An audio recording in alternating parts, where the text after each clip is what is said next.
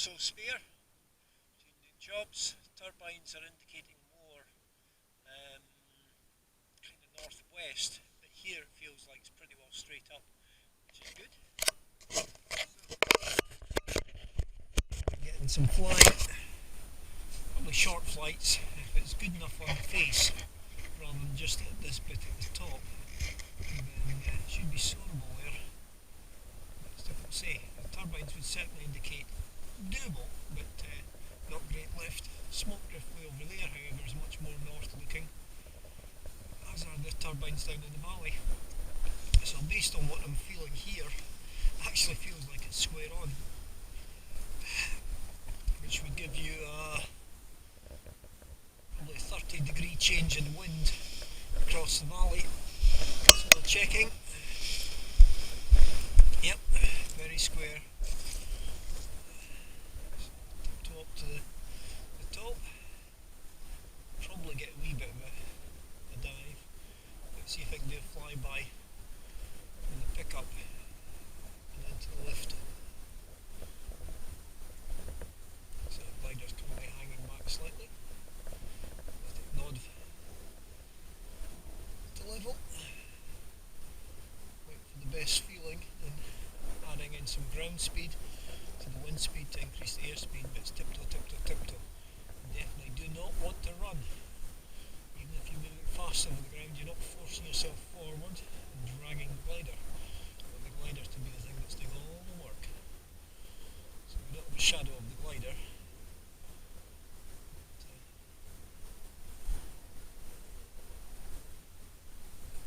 So at the moment, the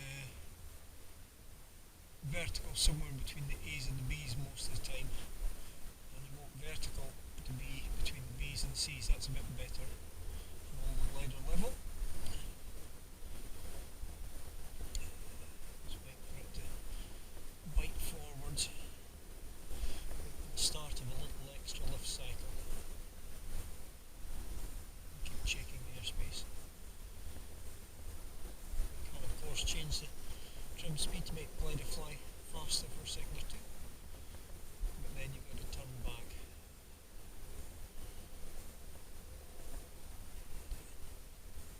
So I expect to tiptoe down the slope. It should clear the track and may touch down on the far side. I've got to decide whether it's a touch and go or continue into flight. I haven't measured it, but I would say it feels sort of 10-ish knots.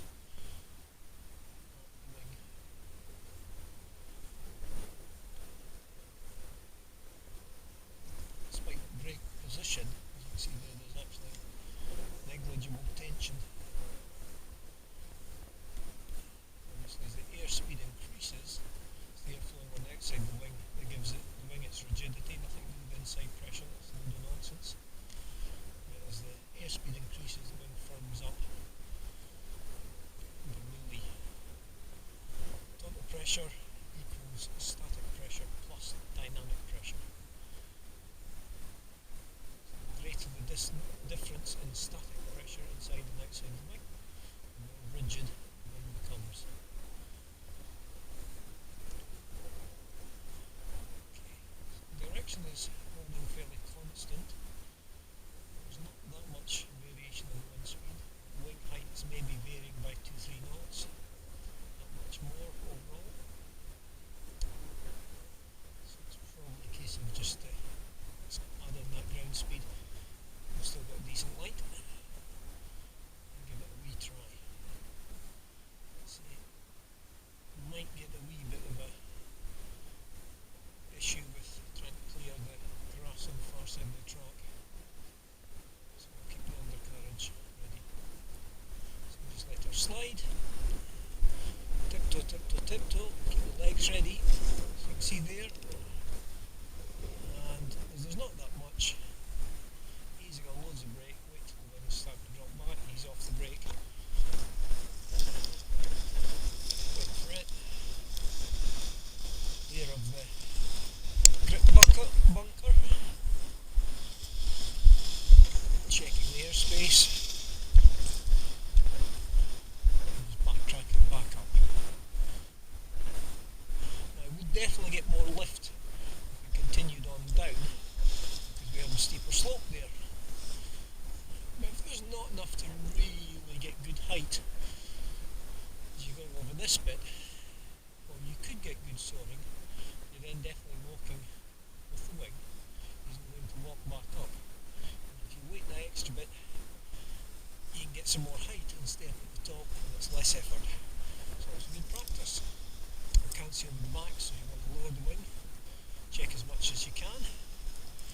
You're also listening for anybody saying hi, listening for anybody going over the fence, and checking. And make sure there's nobody up there if you drop the wing on. Okay. So, lost a little bit of sun, a wee bit brighter again, but it's so shallow on the slope and it's cross slope, it's not going to give any heat into the valley or the slope in front at this time of year and time of day. And just tiptoeing back.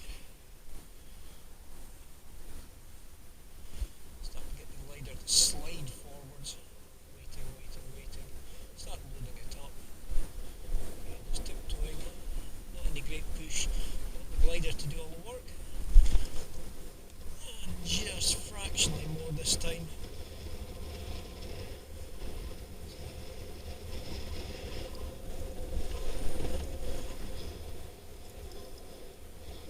As you can see, not a great deal here. I could go down and get more lift there. Instead, initiate into a stall. Zero brake. Ready to bounce. Let the wing do the work. Take me back up this slope. Turn, step, roll if need be assist, reacquiring, recheck the airspace. Remember, peripheral vision lets me see much further round than the camera will. You also want to be looking overhead to check for any pilots that might be coming in for top landings or just soaring.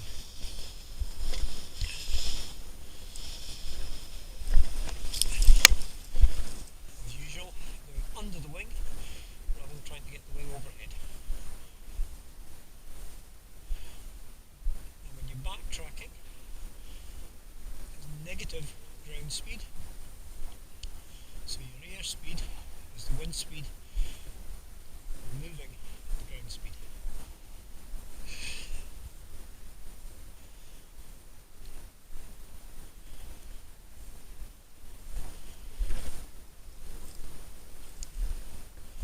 Keeping the wing rolled fractionally to my left. Take me back up towards the wheel lip where the pickup is. Again, despite position, that's all with the bow. It's all with the bow in brake lines, so there isn't actually any deflection of the trailing edge until I go just beyond that point. So there, no deflection.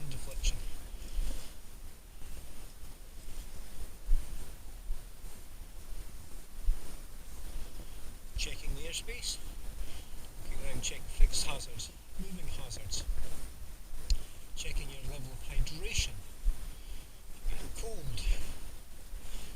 Any change in airspace issues. You may have sites like on the west coast where there's military, but you're open for flying at certain times of the day.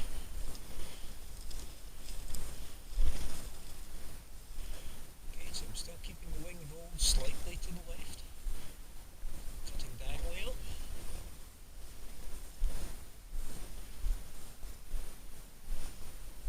Check the clearance. How far back is it to the fence line and the barbed wire? So if the wing was to drop because there was a sudden lull, you'll decide what you're going to do. Whether you're going to step forward to add ground speed to give airspeed, whether you're going to step forward simply to give clearance. And there we go.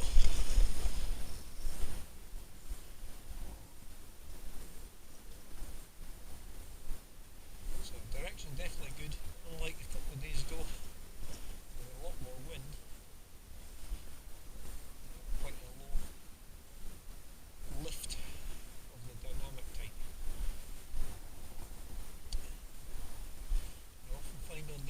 case if you can take off when there's just that slight increase, you can get up 50 feet, 100 feet, it can be sustainable and soarable. If you're down below that soarable height, because the height is not an altitude, it's the height above the local bit of ground, then you're just going down.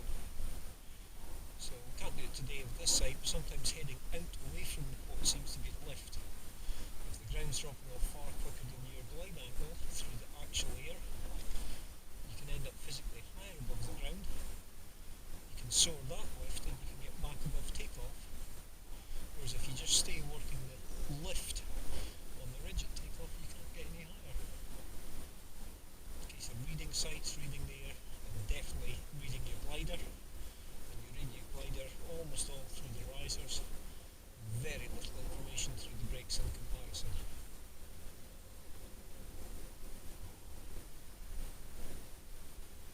So again, as I say, despite the position, so there, that's just the bow. No brakes applied until there. At that point, just starting to do slight application. It varies from wing to wing. This is a 1998 design, DHV23, or in the case of my small one of these, comp wing, collaborating.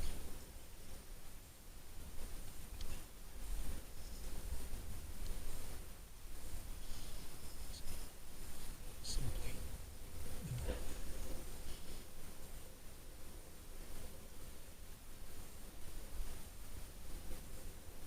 So I'll go for a tiptoe again, but probably this time cut left and land on the road.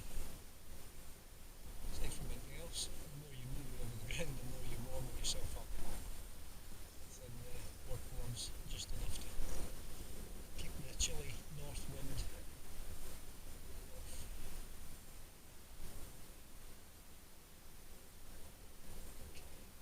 Burn up front, on this way.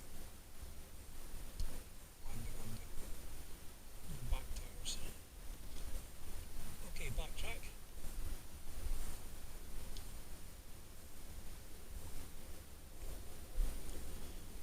And again, tiptoe, let the glider slide, make the aircraft do the work. So you've got the aircraft in front of you.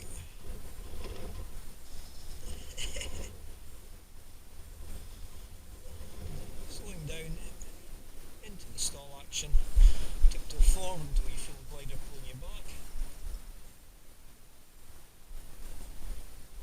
Start the backtrack.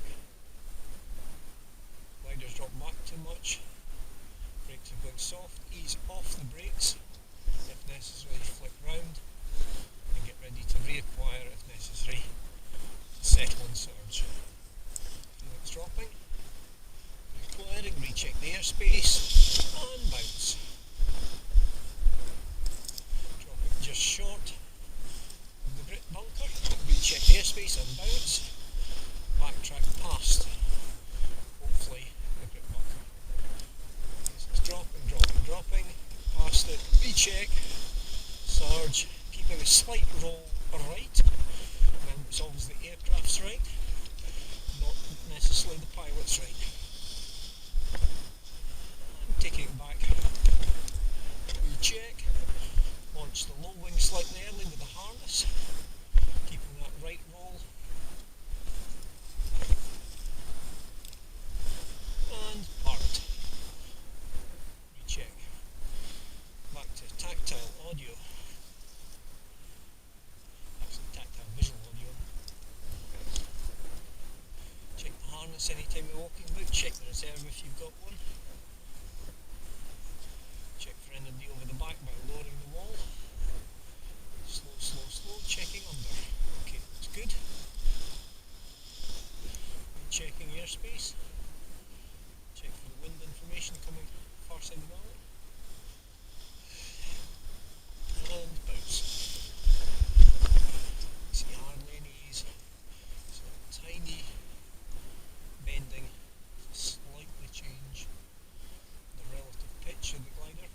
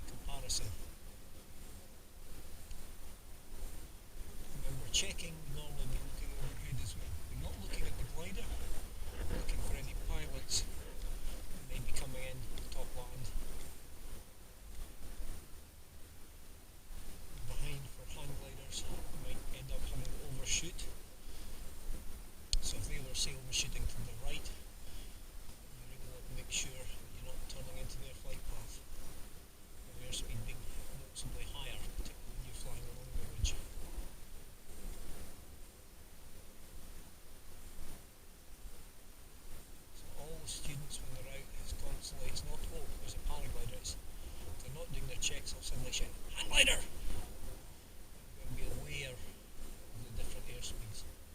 So even though we don't fly very often with hang gliders, you've got to be aware of it. So paraglider versus hang glider usually results in the death.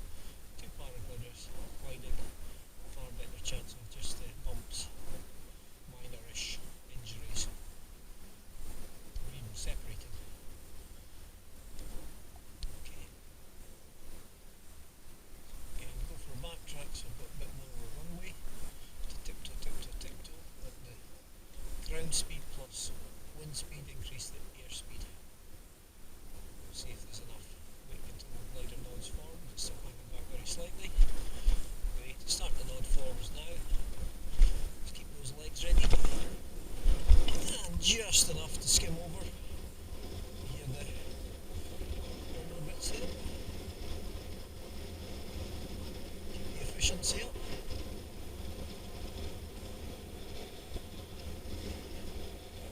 And now we start to get a wee bit of lift. Do a zoom climb, yawing it round, drop, pop open if I'm quick enough, but it's too slow there. It's much easier on grass, just too slow, didn't pop it quite high enough up. As you can see, you've got a very dead wing just now, and yet if we get the wing a metre or so up, it'll be good air. So you can see the wing slightly breathing as the air flows over the surface. Again, it's just physics in action.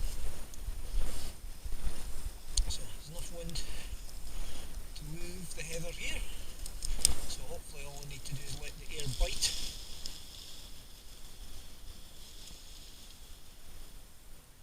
If there's enough to overcome gravity, quite, there's enough to overcome gravity, get the wind to drop at least a fair bit of it on its back.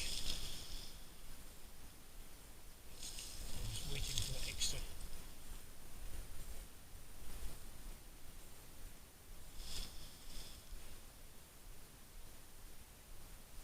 If there's not, remember you've got to walk out the way you walked in.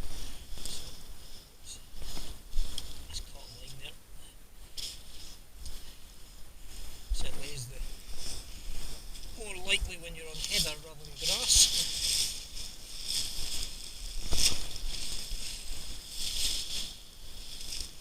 We're also slightly past the halfway mark. The air to do the work. Checking the airspace. The wing laid out on its back, at least the centre section. And then see if it can peel it up into the airflow. If I leave this alone, it could end up with a slight cravat, which isn't a big deal, but when it's lighter wind, it makes life a lot harder. Are you checking your airspace? So you should be able to see the heather just moving, so there's definitely a breeze there. And you peel that wing up into the air. I'm just going to park the speed bar. So I'm not standing on it, they know where to go. Tidy out.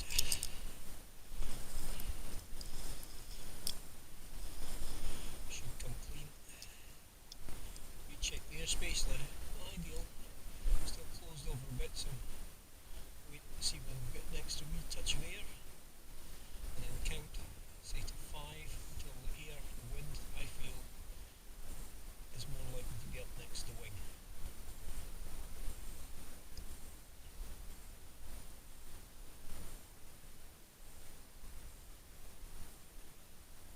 Patience is a virtue.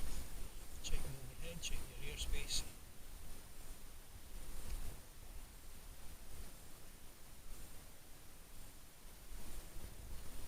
See, I was commenting at the top, there's not that much variation. So there's not likely to be that much variation down here. So you don't want to wait too long. You're better lifting and gathering if it's not going to work. We'll just see what we've got. Down there, a lot more settle. Hands forward and bounce. Turn, step, and only if need be a wee bit break to assist, reacquiring. Keep bouncing it, settling, hands forward, bounce, recheck the airspace. Tiny touch of brake to help initiate the stall. Dropping it down, reapply, hands forward, recheck the airspace. Hands forward, check the airspace. So most of this is the harness. Checking the airspace, the overhead as well. A wee bit of brakes to initiate it and actually push it. Let it go frontal and then step back. It will pop out and be reacquired. Turning in the harness.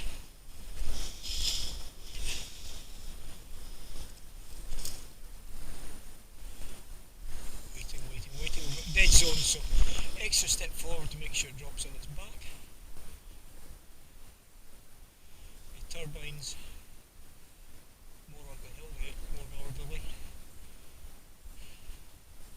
A lot less light, that could be a factor in the general reduction in wind speed. Reasonable amount here just now though.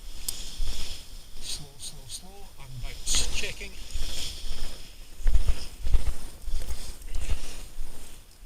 It might be better to keep the wing up, just a bit balanced.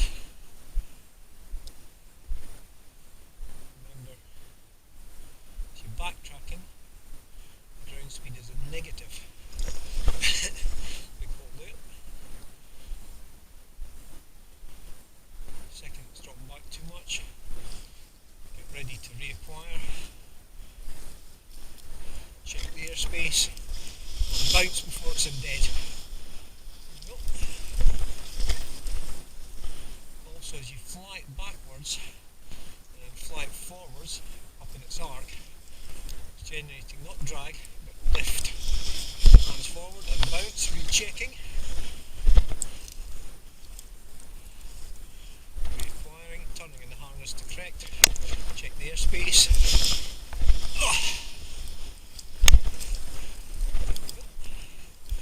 Hands forward, rechecking.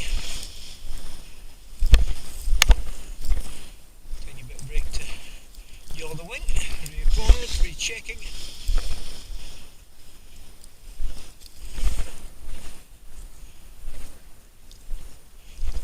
Recover the right tip of the harness. So it's roll control. And that was it. About 6 foot tip popped out there. Currently keeping the wing rolled slightly left. Let's take me the way I want to go. It's doing the work.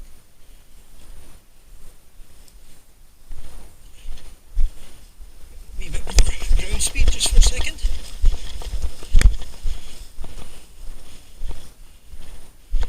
Lip to drop it on. No brakes. Okay, checks. Reacquire. Recheck. Slow. Let it settle to bounce. Let it do the work to take me up this bit of slope.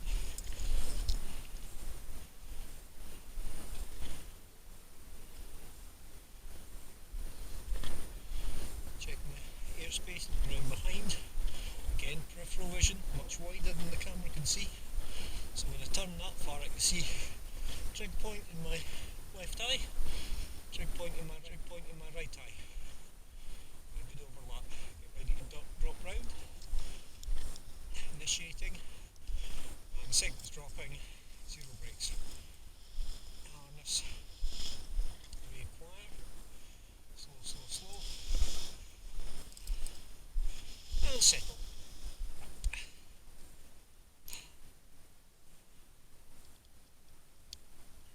Get some juice.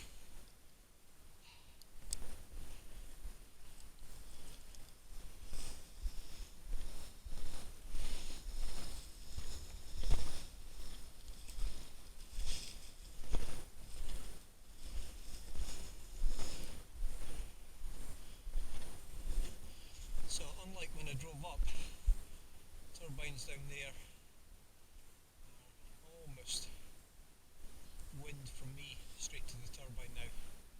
If it's even turning now, yeah, it's going slightly further, so it's more round.